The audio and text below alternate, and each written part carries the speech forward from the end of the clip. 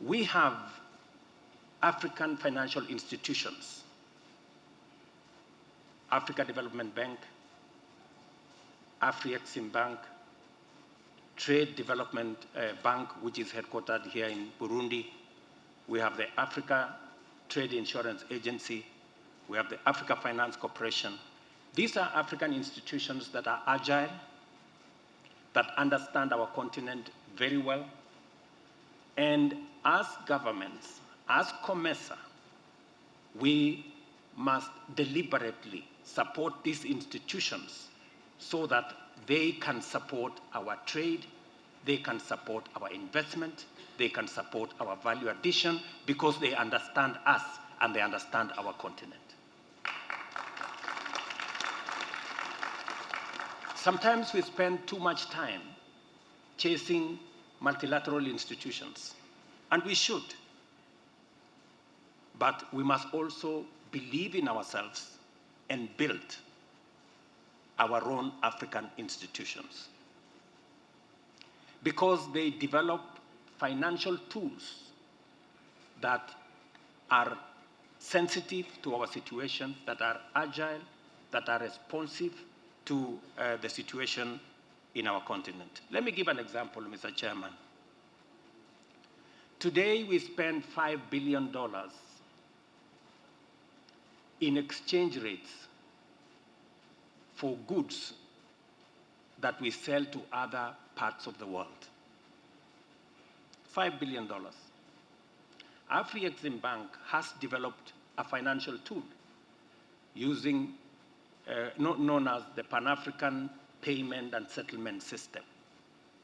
This Pan-African Payment and Settlement System will allow us as Africans be able to trade for goods and services in our own currencies. It is no longer possible for us to change into other currencies to be able to trade in Africa. 16 countries have already signed in. I want to ask those of us in COMESA, for us to be able to trade faster, easier, let our central banks join the Pan-African payment system, so that payment and settlement system, so that our traders, our business people, we can assist them to be efficient in trade. Instead of chasing currencies, they should be chasing products and making sure that they facilitate trade across our borders. A very significant development happened on the 25th of July this year, because the TFTA came into force that brings together COMESA, EAC, and SADC. Now we have a bigger trading bloc that brings together 800 million people with a GDP of $1.8 trillion, and it gives us an opportunity to create a bigger space for our business people to trade, to invest, and to do commerce across our borders. I must congratulate Madagascar for ratifying the ACFTA. It brings us into a space where Africa today begins the journey to trade with itself in a meaningful way. For us to think about Agenda 2063 of the Africa Union, we must also think about how do we reform our organization, the Africa Union. In the last summit, you as heads of state gave me the mandate to work on reforming the institutions of the Africa Union. We've made progress. We've had several meetings with the AU Commission. And our intention, and we will be presenting a report to the heads of state in February on our proposals of how do we make the Africa Union Commission a fit-for-purpose organization, one that will speak for us as Africa, the 1.4 billion people, in an effective, efficient, forthright manner. Our proposal includes making the Africa Union Commission count. We have a robust, huge bureaucracy. We must give it some power for it to make decisions on our behalf. We must make the organization fit for purpose. Mr. Chairman, I know you have attended the Africa Union meetings. Africa Union must stop being an organization that makes decisions at night.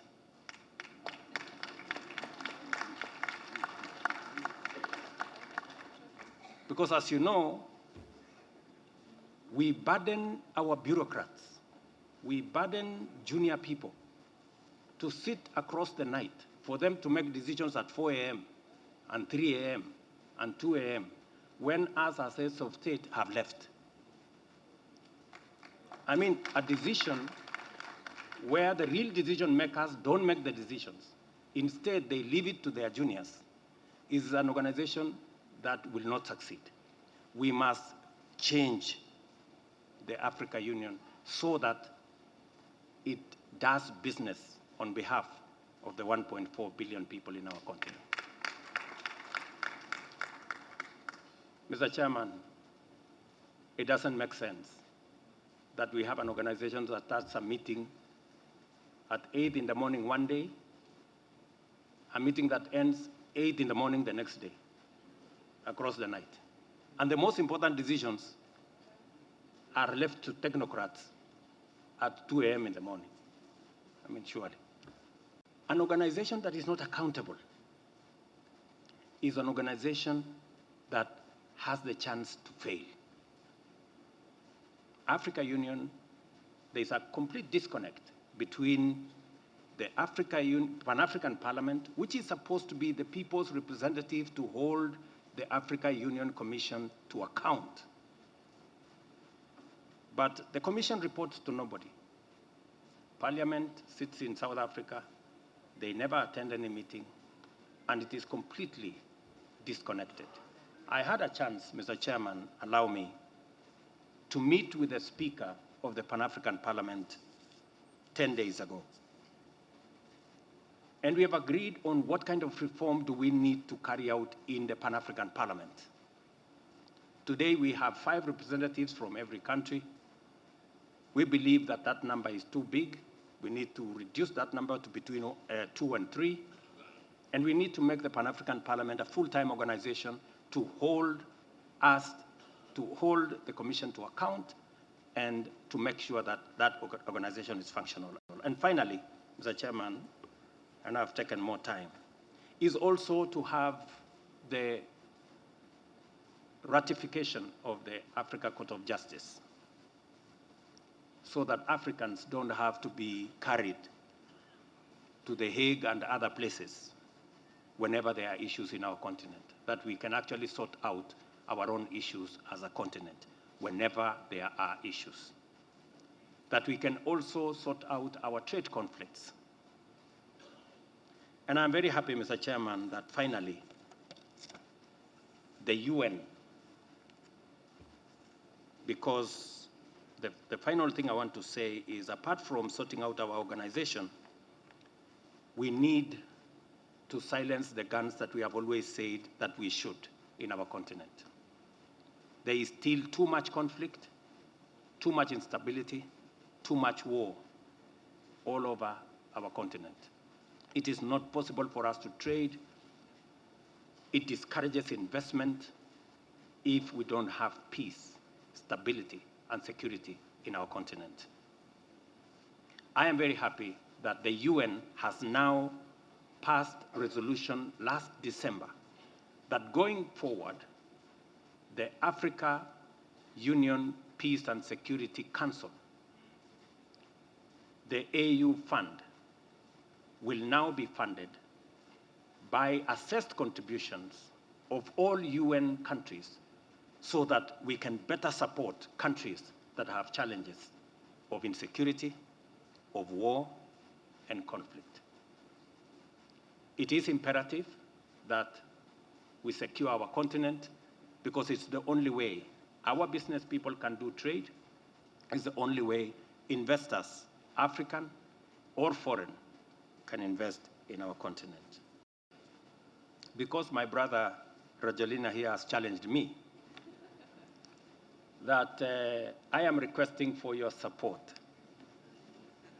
for the former Prime Minister of Kenya, Raila Odinga, who was also a former AU infrastructure envoy, and he did a wonderful job. As he campaigns to be the next chairman of the Africa Union Commission, I have asked for your support. I will continue to ask for your support. And I'm sure we all believe that in competition, and we say, may the best man or woman win. Thank you very much, Mr. Chairman. Thank you so much. Now I invite the... Mr. Chairman, as we waited to come to this meeting, I had a conversation with the Prime Minister of Eswatini.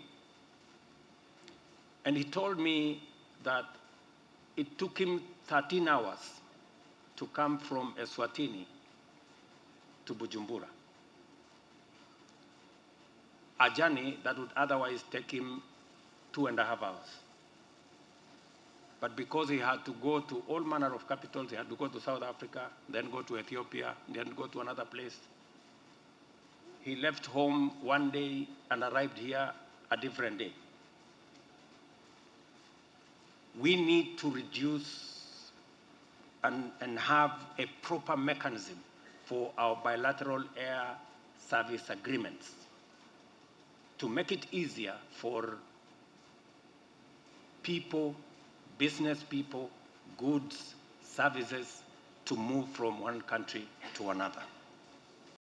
The other issue that impedes the numbers for our trade and investment and commerce is the issue of infrastructure, which my brother HH already spoke to.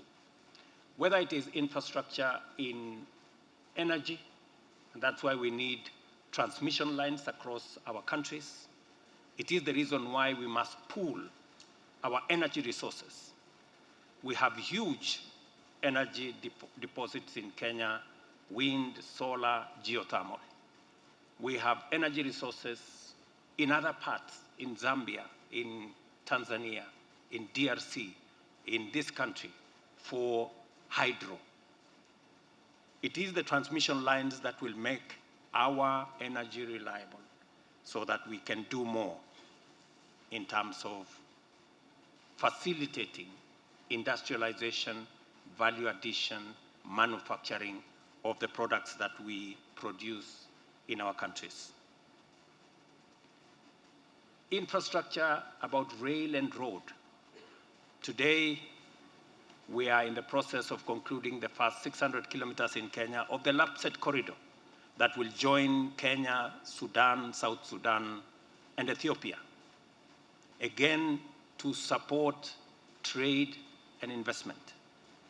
I'm happy to report that we are also concluding the next phase of the standard gauge railway that will leave Naivasha in Kenya to Uganda, to DRC possibly, and eventually to connect the Indian Ocean to the Atlantic. It is our hope that we can together build these pieces of infrastructure so that we can remove the hurdles to our trade of goods that is occasioned by lack of infrastructure.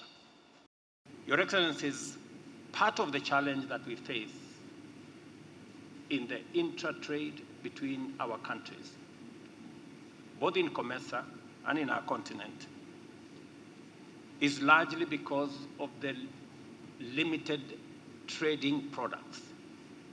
It is therefore important for us to build capacity to enhance our productivity, especially in the target area of agriculture.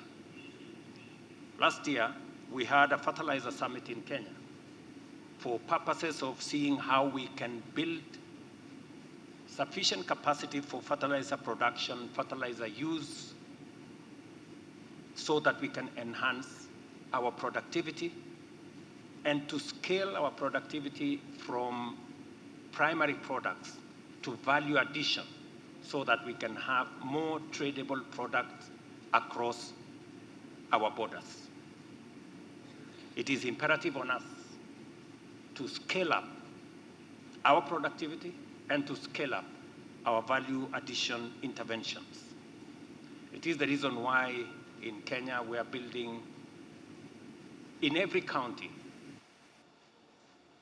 agricultural aggregation and industrialization parks to make sure that we reduce on post-harvest losses, we aggregate what we produce, and we industrialize by value addition so that we can prepare our products for sale within markets in country and markets across borders, and use the infrastructure that we have already built in COMESA, in EAC, and in ACFTA to enhance our trade volumes.